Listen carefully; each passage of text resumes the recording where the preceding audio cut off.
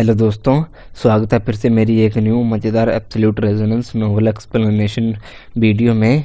आज हम absolute resonance novel के चैप्टर 27 को एक्सप्लेन करने जा रहे हैं। तो जिस किसी को भी वीडियो अच्छी लगे चैनल को सब्सक्राइब कर देना, वीडियो को लाइक कर देना ऐसे ही मज़ेदार वीडियो के लिए। तो लास्ट एपिसोड में हमने देखा था यान लिंकिंग को प्रेसिडेंट बना दिया जाता है, जिसके लिए लीलू बहुत खुश होता है। और अब आगे यान लिंकिंग के प्रेसिडेंट पद पर बैठने का जश्न मनाने के लिए बेहद उत्साहित यान लिंकिंग ने लीलू को और काइवे को शाम को अपने साथ शामिल होने के लिए बुलाया। यहीं पर लीलू को उनकी शराब पीने की असलियत का अंदाज़ा हुआ। इससे भी ज़्यादा डरावनी बात यह थी कि काइवे ने बहादुरी से उसका डटकर मुकाबला किया। दोनों लगातार शराब पीने से लाल हो गई थी और लीलू डर के मारे एक छोटी बैटर की तरफ कर रहा था। लीलू, अगर तुम उस सिगरेट आर्ट वाटर सोर्स की सहायता बढ़ा सको तो मैं निश्चित रूप से संस्कृत विला के स्पिरिट लिक्विड और प्यूरिफाइंग लाइट को पूरे त्यांजू प्रोविंस में सबसे अच्छा बना दूंगी। लाल चेहरे और जोश से भरी यान लिंकिंग ने लीलू को एक जोशीली और खूबसूरत निगाहों से देखा। जरूर, मैं पूरी कोशिश करूंगा। लीलू मुस्कुराया और सिर हिलाया। वो अभी भी केवल 7 सील स्टेज में था। यदि वो रेजोनेंस मास्टर स्टेज तक पहुंच जाता तो उसकी रेजोनेंस पावर की गुणवत्ता और भी बढ़ जाती। उसी समय वो और भी बेहतर वाटर सोर्स प्रदान करने में सक्षम होता। संस्कृत वेला त्यांजू प्रोविंस में स्पिरिट लिक्विड और प्यूरिफाइंग लाइट के बाजार में अपना दबदबा बना लेता है तो हाउस लोलान का साल का मुनाफा आसमान छू जाएगा, जिससे लीलू को भी अच्छी रकम मिलेगी। तो चलिए पहले से ही एक टॉस त्यांजू प्रोविंस में संस्कृत विला के एक अधिकार के लिए। काइवे ने शर्माते हुए हल्की सी मुस्कान दी।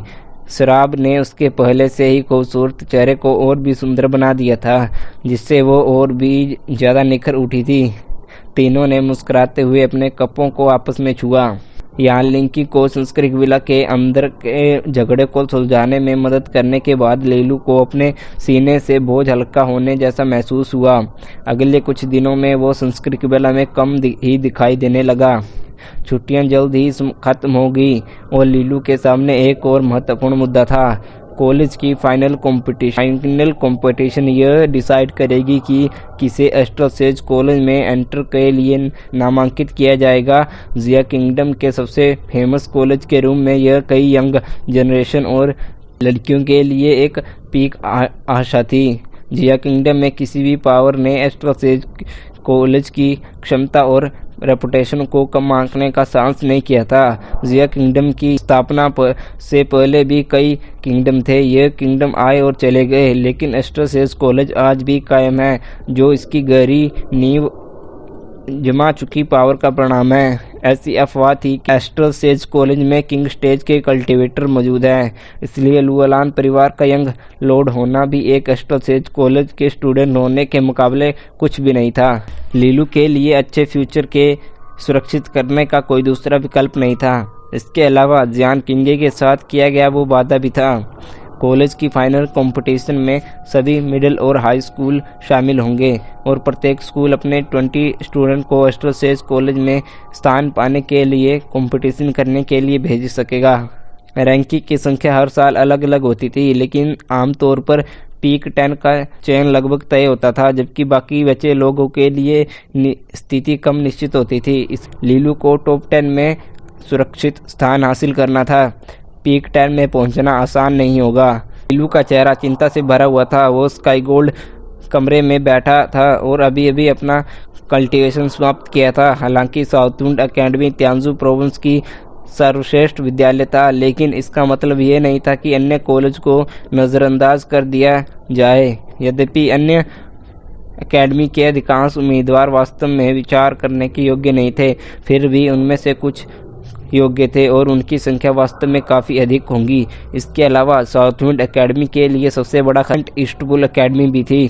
इस प्रतियोगिता में बाहर निकालना कितना मुश्किल होगा, इसकी तो सिर्फ कल्पना ही की जा सकती है। लीलू 7 सील स्टेज में था और कंपटीशन से पहले उसकी voter light resonance 6th grade तक पहुंच जानी चाहिए थी। फिर भी यह उस बात उसे चिंता से बेचैन कर रही थी। उसकी हालात में सुधार हो रहा था, लेकिन दूसरों की हालात में भी सुधार हो रहा था। लीलू इन कंपटीशन को हल्के में लेने का जोखिम नहीं उठा सकता था। उन्हें अपनी क्षमताओं और आर्ट पर गंभीरता से ध्यान दिया और एक कमी का पता लगाया। उनकी सबसे बड़ी कमजोरी एक पावरफुल अटैक टेक्निक थी। इससे पहले सोंग युन फैन के खिलाफ उसने आसानी से मात दे दी थी और voter light demon mirror art का उपयोग करके उसे बराबरी पर ला खड़ा किया था। यह एक्स्ट्रा ऑर्डिनरी तो था, लेकिन इससे लीलू की अटैकिंग पावर की कमी और स्पष्ट हो गई थी। उस लड़ाई में वो सोंग युन फैन के लिए कोई खतरा नहीं था, लेकिन समस्या केवल लीलू तक ही सीमित नहीं थी, बल्कि यह एक ऐसी चुनौती थी जिसका सामना वोटर रेजोनेंस उपयोग करने वाले सभी उपयोगकर्ताओं को करना पड़ता था। इससे फायर रेजोनेंस और मेटल रेजोनेंस और थंडर रेजोनेंस जैसी विनाशकारी पावर का कमी थी। बेशक लंबे समय तक चलने वाली लड़ाई में वोटर रेजोनेंस का पलड़ा भारी रहता था, लेकिन लीलू को यह तरीका बिल्कुल भी अच्छा नहीं लगता था। उसे अपने अटैक को बेहतर बनाने का कोई तरीका सोचना ही था। वोटर रेजोनेंस कल्टीवेटर को शायद आश्चर्य हो, लेकिन लीलू को नहीं। वो केवल एक प्योर वोटर रेजोनेंस कल्टीवेटर नहीं था, बल्कि वे अत्यंत दुर्लभ वोटर लाइट रेजोनेंस कल्टीवेटर था। अपने विचारों से बाहर आकर लीलू उठे और स्काई गोल्ड कमरे से निकलकर अपनी पर्सनल लाइब्रेरी की ओर चल गया। प्रेसिडेंट गवर्नर का हाउस साउथविंड सिटी में। जिया किंगडम का प्रत्येक नागरिक गवर्नर के अधिकार के क्षेत्र में आता था, इसलिए गवर्नर के मैंशन और प्रभाव के केंद्र था।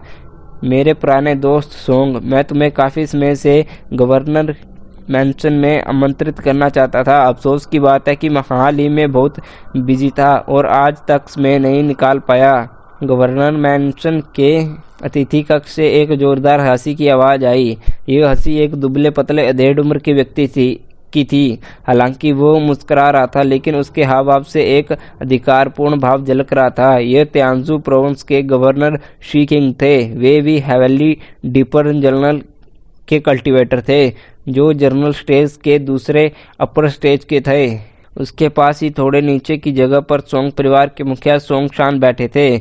गवर्नर जी हमेशा व्यस्त रहते हैं, जाहिर है आप जैसे आलिसी किसानों के पास में नहीं होगा, सोंग शान ने हंसते हुए जवाब दिया। ब्रदर सोंग, आप मेरा मजाक उड़ा रहे हैं, शी किंग ने मुस्कुराते हुए जवाब दिया। उन्होंने चाय का प्याला उठाया और स्टोव पर तैरती पत्तियों को देखा। उन्होंने बेपरवाही से कहा, सोंग परिवार की हरकतें आजकल बहुत ही बेखबर रही हैं। लुओलान परिवार की संपत्ति पर आपने खूब आनंद उठाया होगा, सोंग शान ने उत्तर दिया। यह सब गवर्नर की कृपा से संभव हुआ है। अफसोस की बात है कि लुओलान फैमिली में अगर वे 2 हाउस लोड गायब न हुए होते तो लुओलान परिवार फ्यूचर में 5 ग्रेट परिवार का लीडर होता, शी किंग ने भावीन मुस्कान के साथ कहा।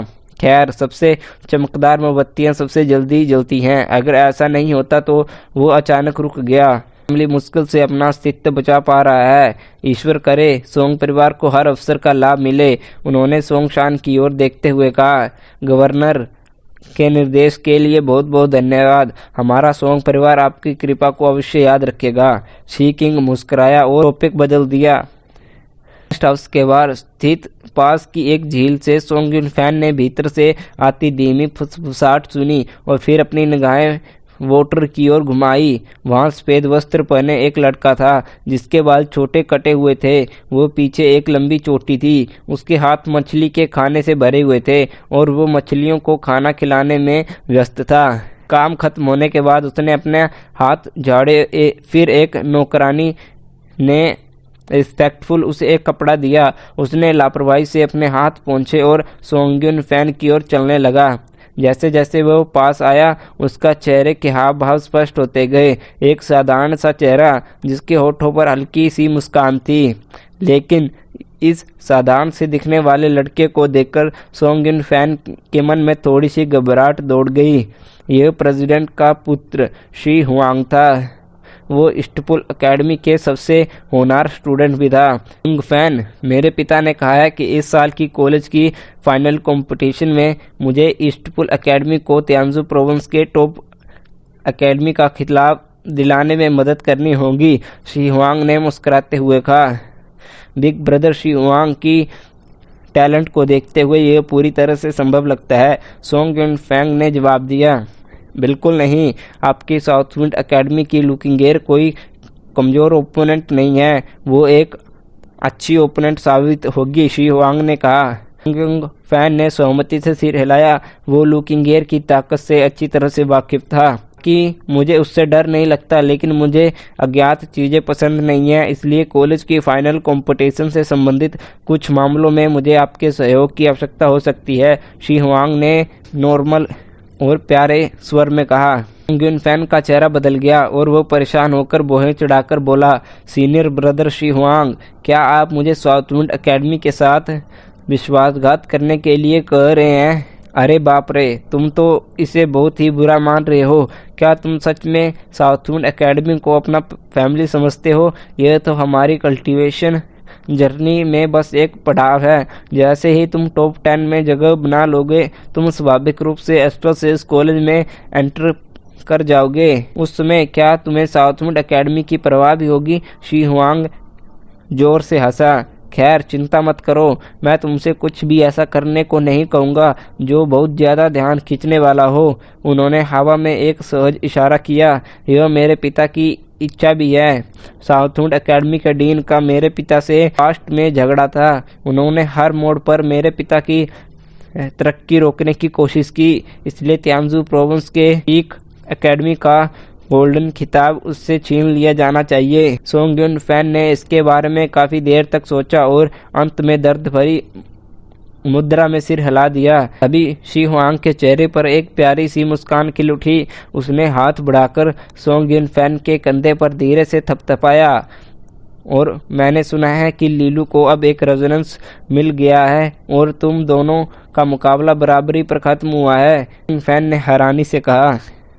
यह शब्द सुनकर सोंग युन फैन की आंखों में उदासी छा गई और उसने कड़े स्वर में कहा, उसने मुझे धोखा दिया है, बस इतना ही। अगर कंपटीशन में हमारा आमना सामना हुआ तो उसके पास ड्रॉ की भी कोई उम्मीद नहीं होगी, वांग ने कहा। अच्छा ऐसा है, शी वांग ने कुछ देर सोचा। अफसोस, मैं कंपटीशन के दौरान यंग लॉर्ड का टेस्ट लेना चाहता था, लेकिन आपसे यह सुनकर मेरी रुचि काफ़ी कम हो गई है, senior brother Huang.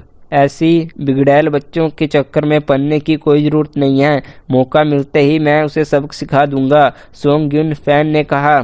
She Huang ने कहा, बस अच्छे से रहो। इस व्यक्ति से मैं कई बार नहीं मिला हूँ, लेकिन मुझे उससे बहुत नफरत है, शी हुआंग ने चिढ़कर कहा।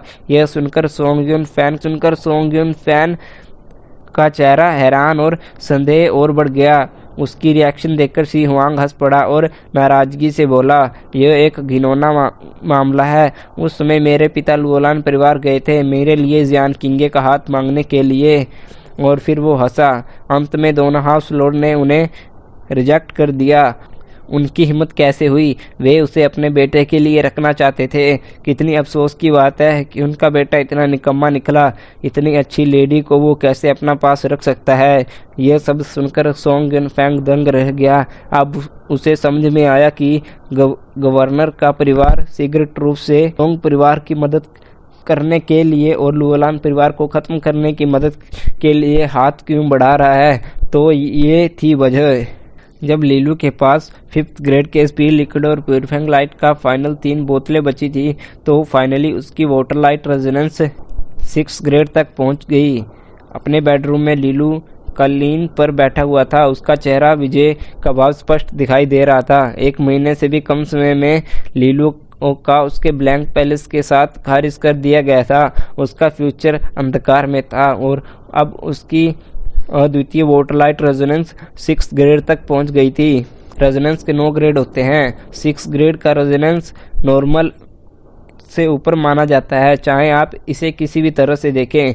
एक और अपग्रेड और वो निश्चित रूप से हाई ग्रेड वाला रेजोनेंस में शामिल हो जाएगा। इसके अलावा वाटर लाइट रेजोनेंस एक अनूठी प्रक्रिया के कारण इसकी 6th ग्रेड की पावर कुछ 7th ग्रेड के रेजोनेंस के बराबर थी। इसलिए केवल रेजोनेंस पावर के मामले में ही लीलू अपने कई अच्छे साथियों के बराबर पहुंच चुका था। जहां तक उसे पता था, साउथविंड एकेडमी में लुकिंगेर और सोंगयुन फैन के पास ही अपर 7th ग्रेड के रेजोनेंस हैं और त्यांजू प्रोविंस में उनकी जनरेशन के लोगों में भी 7th ग्रेड के रेजोनेंस देखना और उपयोग करने वालों की संख्या उंगलियों पर गिनी जा सकती है।